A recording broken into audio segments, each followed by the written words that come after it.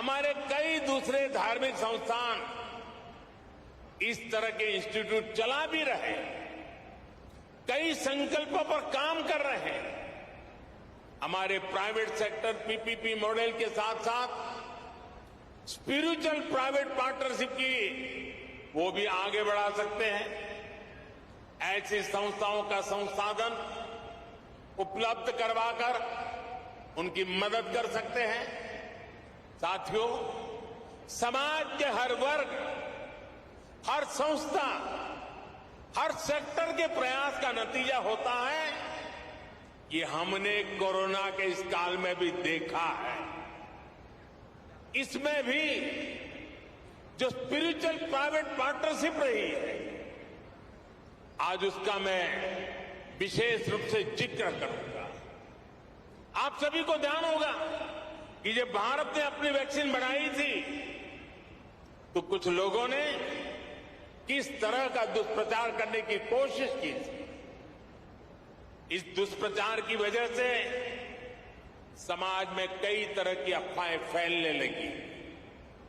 लेकिन जब समाज के धर्मगुरु, आध्यात्मिक गुरु एक साथ आए, उन्होंने लोगों को अफवाहों पर ध्यान न देने को कहा और उसका तुरंत असर भी हुआ।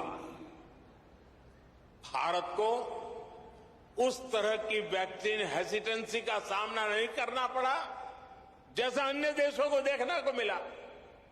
आज सबका प्रयास की यही भावना है जिसकी वजह से भारत दुनिया का सबसे बड़ा वैक्सीनेशन कार्यक्रम सफलतापूर्वक चला पाया। साथियों, इस बार लाल किले से मैंने अमृत काल के पंच प्राणों का एक विजन देश के सामने रखा है। इन पंच प्राणों में से एक है गुलामी की मानसिकता का संपूर्ण त्याग।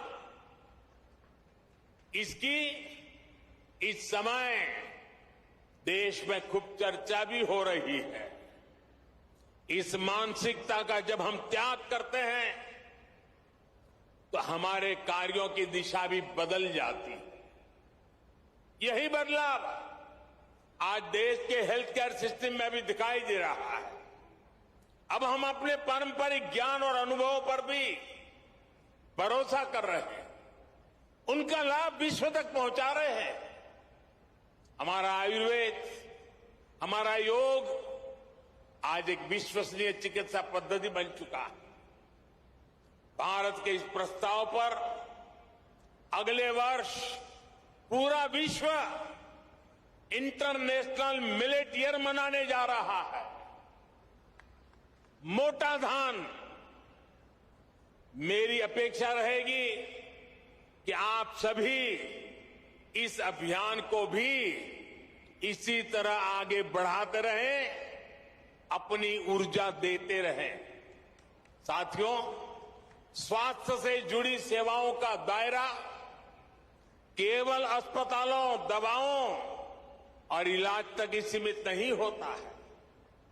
सेवा से जुड़े ऐसे कई कार्य होते हैं जो स्वस्थ समाज की आधारशिला रखते हैं।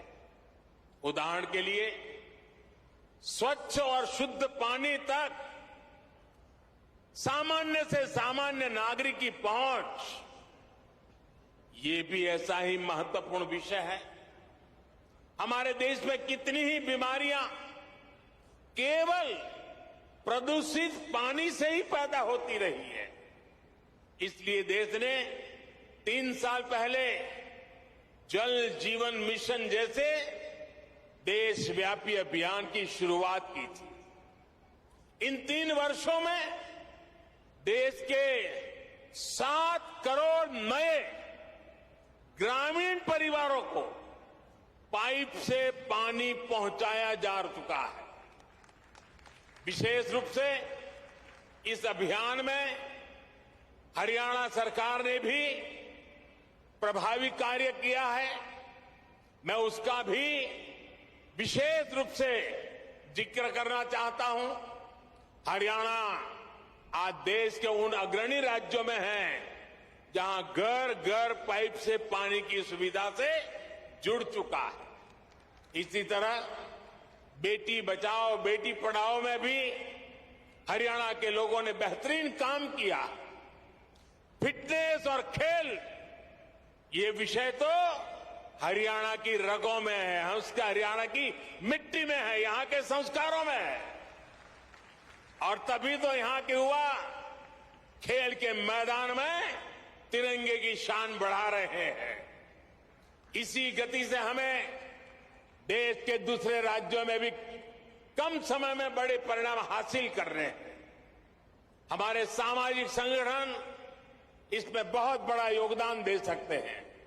साथियों, सही विकास होता ही वो है जो सब तक पहुंचे, जिससे सबको लाभ हो। गंभीर बीमारी के इलाज को सबके लिए सुलभ कराने की ये भावना अमृता अस्पताल की भी है।